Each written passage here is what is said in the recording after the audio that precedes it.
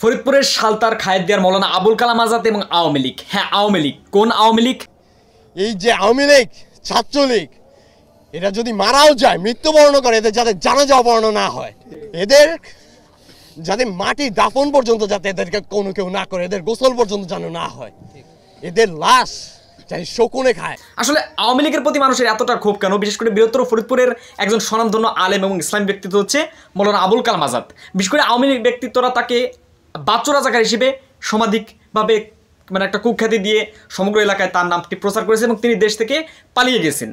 এখন কথা হচ্ছে তিনি দীর্ঘ প্রায় 12 থেকে 14 বছর পর ডক্টর কনক সারোয়ারের টক শোতে তিনি হাজির হয়েছেন। সেটা নিয়ে আমাদের আজকের এপিসোড। বিশেষ করে সর্বপ্রথম কনক সারোয়ার তার যে প্রশ্নের মুখোমুখি হন, তিনি আদতে রাজাকার ছিলেন কিনা বা ফরিদপুরের তৎকালীন সময় তার অবস্থান কি ছিল? আমাকে বলা হয়েছে আমি আল বদরের কমান্ডার ছিলাম, আমি আল বদর ফরিদপুরে ওয়েলকাম করেছি। এগুলো সব মিথ্যা কথা। আমি কোনো বাহিনীতে ছিলাম না, আল বদরে তো ছিলামই না, আর আমি এমনকি পিস কমিটিতেও ছিলাম না। আমি তখন রাজেন্দ্র কলেজের ছাত্র ছিলাম ফরিদপুর। আপনারা শুনতেই পারেন, বিশেষ করে তৎকালীন সময় তিনি রাজেন্দ্র কলেজের একজন স্টুডেন্ট ছিলেন। একই সাথে তৎকালীন যে তার একটা ভাবমূর্তি, সেটাকে ক্ষুণ্ণ করা হয় একমাত্র তাকে ইসলামপন্থী ব্যক্তিত্ব হিসেবে। সেই দিক থেকে পরবর্তী প্রশ্নে তাকে বলা হয় যে কেন তাকে রাজাকার হিসেবে আখ্যায়িত করা হয়, এবং তৎকালীন সময় তিনি সাজেদা চৌধুরীকে নিয়ে দারুণ একটা কথা বলেন। বিশেষ করে সালতার নগরকান্দা উপজেলার এই সাজেদা চৌধুরীকে নিয়ে তিনি দারুণ একটা উদ্ধৃতি করেন। সেটা ওই কনক সারোয়ারের দ্বিতীয় প্রশ্নের মাধ্যমে উঠে আসে। বেগম সাজেদা চৌধুরী বাড়ি এবং আমার বাড়ি একই কনস্টিটিউয়েন্সিতে ফরিদপুরে।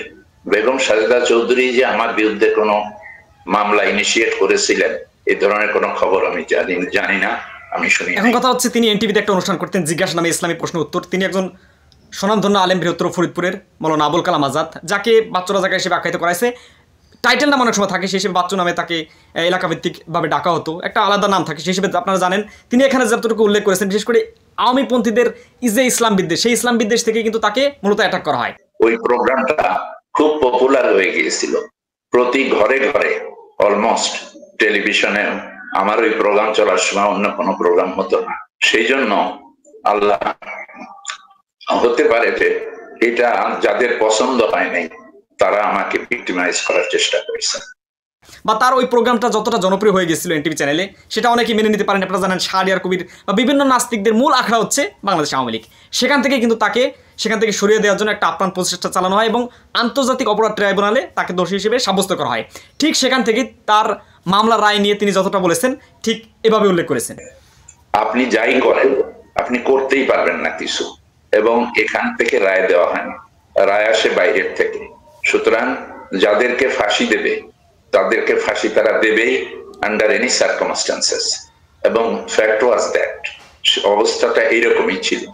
এমনকি এই প্রেক্ষিতে কিন্তু তিনি দেশ থেকে পালিয়ে যান। বিশেষ করে তিনি যেটা এখানে বোঝাতে চেয়েছেন সেটা হচ্ছে এই যে রায়গুলো, বিশেষ করে যুদ্ধ অপরাধ ট্রাইব্যুনালের যে রায়গুলো, সেগুলো কিন্তু উপর থেকে আসে।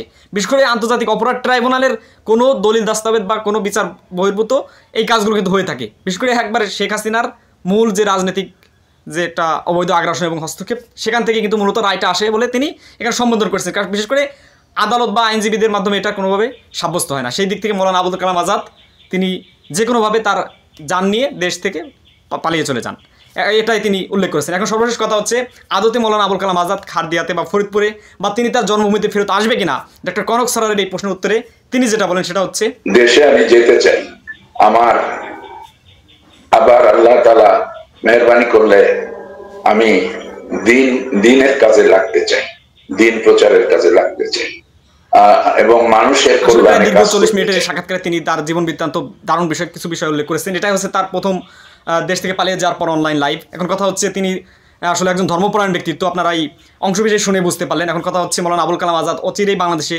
ফেরত আসবেন এবং দিন প্রচারের কাজে তিনি আত্মনিয়োগ করবেন। এখন কথা হচ্ছে আওয়ামী প্রতিহিংসা রাজনীতিতেই কিন্তু তিনি এতদিন আবদ্ধ ছিলেন এবং দেশ থেকে পালিয়ে যেতে বাধ্য হয়েছিলেন। তো এই হচ্ছে আমাদের কথা। আসলে তার যে ইসলামী ভাবধারা বা ইসলামী মূল্যবোধ, সেটাই তিনি সমুন্নত রাখার জন্য দেশ থেকে পালিয়ে গিয়েছিলেন এবং আওয়ামী মিথ্যাচারের যে ইসলাম বিদ্বেষী একটা মনোভাব, সেটার একটা প্রতিহিংসা শিকার তিনি হয়েছিলেন, সেটাই তিনি এই টকশোতে উল্লেখ করেছেন। তো বন্ধুরা, আছে বিষয়। আর ফরিদপুরের মৌলানা আবুল কালাম আজাদ, যিনি সালতার খারদিয়ার একজন কীর্তিমান ব্যক্তিত্ব, আর তাকে নিয়ে আপনি কি বলতে চান সেটা অবশ্যই কমেন্ট করে মন্তব্য করে লিখে জানাবেন। আর এই হচ্ছে আমাদের আজকে এপিসোড। তো তো সবাই ভালো থাকবেন, সুস্থ থাকবেন, আপনাদের সাথে দেখা হচ্ছে নতুন আরও একটি পর্বে। তো এই বলে আমাদের আজকের এপিসোডটি শেষ করছি। আসসালামু আলাইকুম।